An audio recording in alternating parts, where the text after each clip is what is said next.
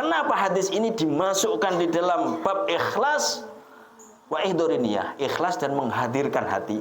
Ya krana supaya iso ndandani ati kita kabeh. Ati kita Jumatan, ati kita sholat jamaah, ati kita mau berangkat sholat jamaah, kita mau berangkat sholat Jumat, kita mau berangkat apa jenenge ndak niki kerja bakti, kita mau berangkat napa niki majelis taklim. Ya biar iso noto hati, menghadirkan ya. Karena kuncinya di situ. Lek iso noto hati terus bener, maka disitulah Allah memberikan penilaian. Oh yo, tak nilai ibadah. Oh enggak, awamu ya soleh kumpul-kumpul cek ketok ngono ae. Oh yo, oleh cek oleh Jumat berkah. Lagi musim ngoten nah. Lek ana Jumat berkah ya iku akeh jamaahe ngoten. Ketika beberapa nih gak ono ya berkurang. Masyaallah, luar biasa. Oleh berkah oleh. Nggih. Assalamualaikum warahmatullahi wabarakatuh. Innal hamdalillah nahmaduhu wa nasta'inuhu wa nastaghfiruh wa na'udzu billahi min shururi anfusina wa min sayyiati a'malina. May yahdihillahu fala mudilla lahu wa may yudlilhu fala hadiyalah. Asyhadu an la ilaha illallah wahdahu la syarika lah. Wa ashhadu anna sayyidana Muhammadan abduhu wa rasuluh. Allahumma salli wa sallim wa barik ala sayyidina Muhammad al-fatih lima ughliq wal khatimi lima sabaq nasiril haqqi bil haqq wal hadi ila siratikal mustaqim wa ala alihi haqqa qadrihi wa miqdarihil alim wa miqdarihil azim. Rabbi shrah li sadri wa yassir li amri wahlul 'uqdatam min lisani yafqahu qawli. Amma ba'd. Bapak Ibu hadirin hadirat jamaah kajian kitab Riyadhus Shalihin Majelis Hubbun Nabi rahimakumullah wa hafizakumullah. Mudah-mudahan hadir kita di majelis ini selalu dalam keadaan ikhlas karena Allah Subhanahu wa taala dan dicatat oleh Allah sebagai amal soleh dan mendatangkan rahmat serta ridho Allah Subhanahu wa taala sehingga kita pun mendapatkan ridho Allah Subhanahu wa taala. Amin Allahumma amin. Alhamdulillah kita sampai pada hadis yang ke-8 atau 9? 8 kayaknya nggih. 8 nggih. Nggih. 8 sudah ya, Bu. Ora kok sono tulisannya. Belum. Kemarin saya bilang ke Bu Ari hadis ke-8, ternyata saya lihat lagi tak sinauni loh, ini berarti belum. Nah, nggih. Terus saya lihat di rekamannya juga begitu belum ya.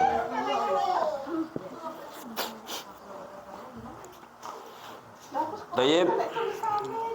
Seperti biasanya kita awali kajian kita dengan doa awal majelis, semoga bertambah keberkahannya. Bismillahirrahmanirrahim. Allahumma inni a'udzubika an adilla au udalla au azilla au uzalla au adlima au udlama au ajhala au yujhala alayya. Rabbi zidni ilman wa wassi'li fi rizqi wa barik li fima razaqtani waj'alni mahbuban fi qulubi ibadik wa azizan fi uyunihim waj'alni wajihan fid dunya wal akhirah wa minal muqarrabin ya katsiran nawal ya hasanal fi'al ya qa'iman bila zawal ya mubdi'an bila misal falakal hamdu walakal minnah walakas syarafu ala kulli hal. Wa sallallahu ala sayyidina Muhammadin walhamdulillahi rabbil alamin. Perlu untuk diketahui, setiap dai, setiap ustadz itu biasanya memakai doa awal majelis, dan mungkin panjenengan kok ustadz iki beda mbek ustadz iko. Ustadz iko beda dengan ustadz iko, nggih. Nah, dan di sini kami sengaja memakai doa awal majelis sebagaimana guru kami biasa baca. Dan ternyata doa awal majelis yang dibaca oleh guru-guru kami yang barusan kita baca, itu ternyata ada hadisnya. Terdapat di dalam hadis. Ternyata saya amati doanya komplit. Coba saya jelaskan guys, sedikit biar kita ngerti. Jadi Allahumma inni a'udzubika an adilla audullah. Ya Allah, saya bermohon kepadamu ya Allah agar tidak terpleset atau diplesetkan. Ada tidak terjerumus atau dijerumuskan. Nah, ngoten. Terjerumus kesesatan dengan sendirinya atau dijerumuskan oleh pihak lain. Ngoten nggih doanya. Awazillah uzallah. Hampir sama, terpreset. Au adlama au udlama. Atau saya bermohon kepadamu agar saya tidak berbuat dolim dan juga tidak didolimi. Karena orang didolimi itu nggak enak. Makanya saya juga bermohon kepadamu ya Allah untuk tidak berbuat dolim kepada siapapun. Nah ini di awal majelis nih. Au ajhala au yujhala alayya. Terus saya bermohon kepadamu ya Allah atas kebodohan saya, membodohi atau dibodohi. Napa? Bijui atau dibijui, bahasa nggih. Jadi bagus sekali ini. Terus Rabbi zidni ilman. Ya Allah, tambahkanlah kepadaku ilmu. Wa wasi'li fi rizki, dan luaskanlah rezekiku. Wa barik li fi ma razaqtani, dan berkailah apa yang telah Engkau berikan padaku. Ilmu itu juga rezeki, ya. Jadi rezeki maknanya luas, bukan cuman fulus, bukan ya. Jadi bukan, tapi keluarga sejahtera ini nggih. Iku rezeki, bukan. Luas sekali. Waj'alni mahbuban fi qulubi ibadik. Nah, ini juga bagus ini. Dan jadikanlah saya itu dicintai oleh semua hati para hambamu.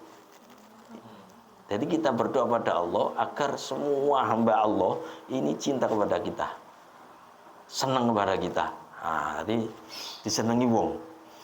Kemudian wa azizan fi unimti, dia dicintai tapi mulia di hadapan mereka. Bukan cuma disenangi tok, tapi juga dijadikan mulia di hadapan mereka. Waj'alni wajian fid dunya wal akhirah, dan jadikan kami itu tawajuh di dunia sampai akhirat. Maksudnya madep mantep. Nah, ngoten nggih. Ora tolah-toleh, artinya itu taat di jalan agama yang taat. Ora tolah-toleh condong kemaksiatan, ngoten. Arti seperti itu. Terus wa minal muqarrabin, dan jadikan kami termasuk orang-orang yang dekat kepadamu wahai Allah. Nah, ya kasirun nawal ya hasanal fi'l, ini memuji Allah. Jadi ini seperti itu. Jadi saya kira banyak riwayat doa awal majlis, tapi subhanallah ketika kami melihat doa awal majlis dipakai guru kami, dipilih setiap hari ngaji kok pakai itu. Kita amati, saya cari, ternyata ada di dalam hadis dan sahih, maknanya itu luar biasa. Nah, mungkin ini alasan guru kami memakai hadis ini. Baik, kita akan lanjutkan pada hadis yang ke-8. Bismillahirrahmanirrahim. Wan Abi Musa Abdullah bin Qais al-As'ari riwayat hadis dari Abi Musa Abdullah bin Qais al-Ash'ari. Abi Musa, masih ingat pernah saya sampaikan bahwa yang diberi awalan Abi atau Ummi itu namanya kunyah, julukan ya. Jadi nama aslinya adalah Abdullah bin Qais. Abdullah bin Qais Al-Ash'ari itu marganya. Beliau ini adalah sahabat Nabi yang berasal dari Yaman. Beliau mendengar ada seorang Nabi, utusan Allah di Mekah.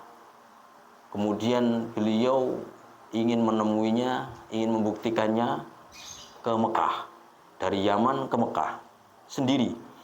Ternyata di Mekah ketemu Rasulullah, langsung cocok, langsung jatuh hati, langsung beriman. Beberapa minggu tinggal di Mekah bersama Rasulullah. Kemudian beliau pulang ke Yaman, akhirnya mendakwahkan Islam di Yaman. Karena beliau termasuk tokoh di Yaman, akhirnya punya pengikut. Nah, suatu saat beliau juga pernah hijrah ke Habasyah atau Ethiopia. Setelah Rasulullah menyuruh beberapa sahabat untuk hijrah ke Habasyah, terus Abdullah bin Qais atau yang dikenal dengan sahabat Abi Musa al-Ash'ari ini mendengar kalau beberapa sahabat itu ada yang hijrah ke Habasyah atau Ethiopia. Beliau berangkat ke Habasyah atau Ethiopia, bergabung di sana. Walhasil pada akhirnya beliau pun ikut hijrah ke Madinah bersama Rasulullah Shallallahu Alaihi Wasallam, dan beliau ini juga termasuk salah satu sahabat istimewa mendapatkan doa khusus dari Rasulullah Shallallahu Alaihi Wasallam, di mana Rasulullah pernah mendoakannya Allah maghfir di Abdullah bin Qais dambahu wa adkhilhu yaumal qiyamati madkhalan karima. Ya Allah, ampunilah dosa-dosa Ibni Qais, dan kelak di hari akhirat berilah tempat yang mulia dan tinggi derajatnya di sisimu. Itu doa khusus dari Rasulullah untuk Abdullah bin Qais yang sebutan namanya adalah Abi Musa al-Ash'ari. Terus dari beberapa kejadian yang bermula dari sahabat Abdullah bin Qais ini, ada beberapa kebiasaan umat Islam pada zaman sekarang yang itu bermula munculnya dari Abdullah bin Qais ini. Yaitu diantaranya ketika orang muslim bertemu terus salam-salaman. Nah ini dari sini, dari beliau ini. Beliau dari Yaman ke Madinah itu membawa rombongan untuk hijrah ke Madinah, yang dulunya Madinah itu bernama apa? Yathrib. Nah, bahwa diwajibkan semua orang Mekah yang beriman pada Allah dan Rasulnya harus hijrah ke Yathrib, yaitu Madinah. Kemudian sahabat Abdullah bin Qais ini mendengar, dan beliau juga mempunyai jamaah. Akhirnya beliau berangkat ke Madinah, tapi tidak berangkat dari Mekah, tapi dari Yaman. Kemudian sehari sebelum datangnya Abdullah bin Qais, ini Rasulullah mengabarkan kepada orang-orang Madinah bahwa besok akan ada kelompok orang-orang yang lunak lembut hatinya, menerima keimanan kepada Allah, mengalahkan kalian semua. Jadi dikabarkan begitu. Jadi jamaah sahabat yang ada di Madinah ini diberitahu oleh Rasulullah kalau besok akan ada kelompok menerima keimanan kepada Allah dan Rasulnya itu lebih lembut mengalahkan kalian semua. Ternyata besok datang rombongan Abu Musa al-Ash'ari, yaitu yang bernama Abdullah bin Qais al-Ash'ari. Nah, terus yang mendahului pertama kali salam-salaman. Nah ini kelompoknya sahabat Abu Musa al-Asy'ari. Orang Quraisy enggak. Kalau ketemu sesama orang Quraisy enggak. Sebelumnya enggak ada salam-salaman. Enggak ada. Enggak, bukan kebiasaan. Terus orang Persia juga enggak. Malah orang Persia itu kalau ketemu tokoh populer ya, mereka sujud. Atau orang Romawi enggak, mereka juga enggak salam-salaman, tetapi sing salam-salaman ini diawali. Akhirnya alhamdulillah berkembang sampai sekarang itu. Bermula yang diawali oleh Abdullah bin Qais al-Asy'ari yang meriwayatkan hadis ini. Sahabat Abdullah bin Qais mengatakan su'ila Rasulullah sallallahu alaihi wasallam anir rajul. Rasulullah sallallahu alaihi wasallam ditanya tentang keadaan seseorang yuqatilu syaja'atan, yang berperang syaja'atan karena menampakkan keberaniannya. Jadi syaja'atan itu ora wedi marang mungsuh. Jadi dia berada di barisan paling depan, tidak takut dengan siapapun. Jadi berperang itu karena menonjolkan keberaniannya. Rasulullah ditanya tentang peperangan seseorang yang bagaimana kalau berperangnya itu karena menonjolkan keberaniannya. Jadi kan termasuk sesuatu hal yang banyak dikagumi orang kan, perang nangarep dewi gitu. Nah, bagaimana Rasulullah? Terus kemudian juga Kanjeng Nabi ditanya tentang wa yuqatilu hamiyatan, berperang hamiyatan karena fanatisme kesukuan, kebangsaan. Di perangnya karena ke NKRI-an, misalnya gitu, kebangsaan. Jadi itu dikedepankan kan. Atau kesukuannya, kalau wong Dayak misalnya, kendayaannya, atau Madura ke Maduranya, kalau Jawa ke Jawanya misalnya. Wa yuqatilu riya'an, atau Rasulullah ditanya lagi bagaimana dengan perangnya seseorang yang karena menonjolkan riya, biar dilihat orang. Tak melok perang cek ketek diwasi wong, tak melok perang cek diarani. Sebab di zaman Rasulullah ketika ada perintah perang, terus ternyata dia tidak ada udzur syar'i, awake sehat, kemudian nggak ada udzur apapun, kok gak berangkat perang, berarti dia itu bermaksiat kepada Allah. Bermaksiat kepada Allah. Atau ya paling minimal dia itu terkena dosa besar, atau dia itu munafik. Nah dia ini berperang karena cek diwasi wong. Seperti orang kita misalnya, ono kerja bakti RT, tak melo tibane kayak ketok menongolkan diri. Maksudnya gini, perang krono menampakkan diri saja, jadi tidak ada niat-niat yang lain. Nah, bagaimana ini? Jadi tiga nunda ini.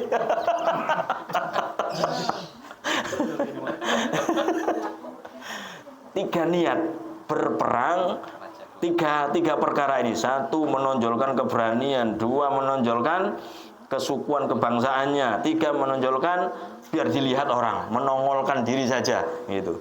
Bagaimana ya Rasulullah? Apa jawab Rasulullah?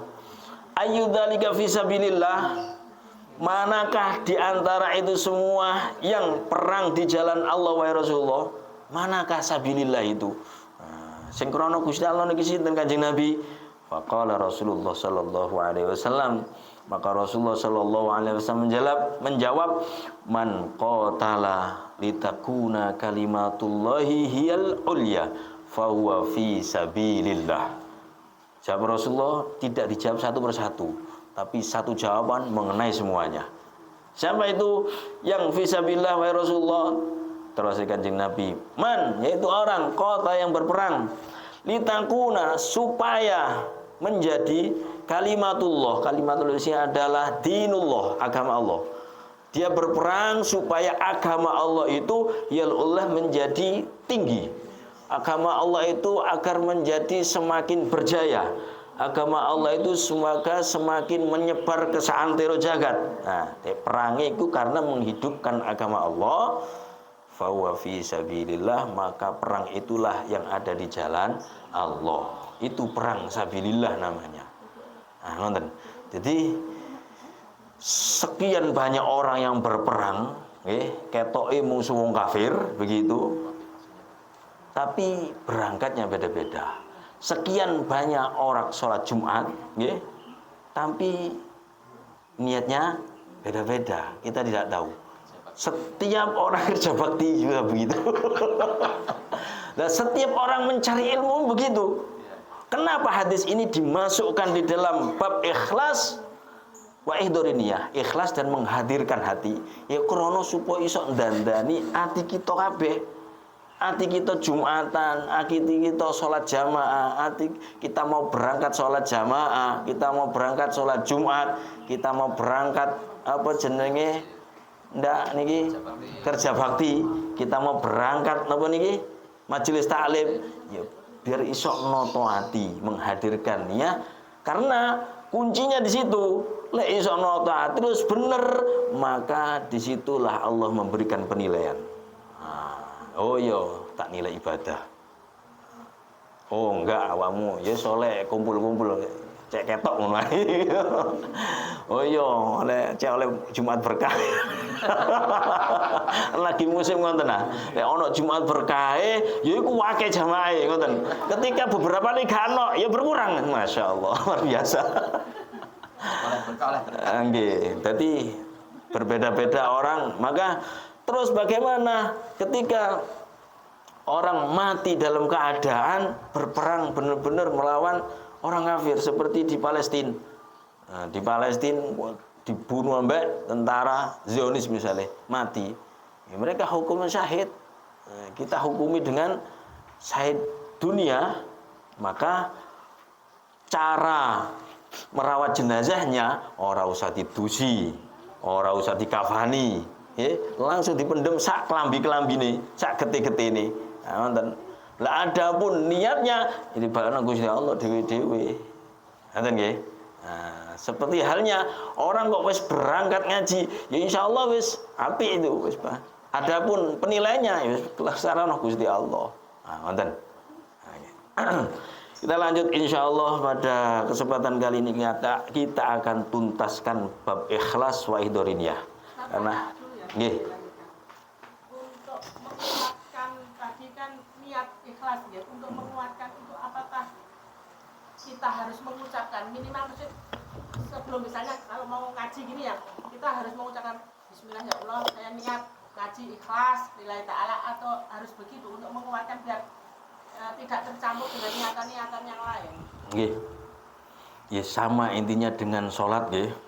Dengan sholat itu sama, bahwa para ulama mengajari kita untuk mempermudah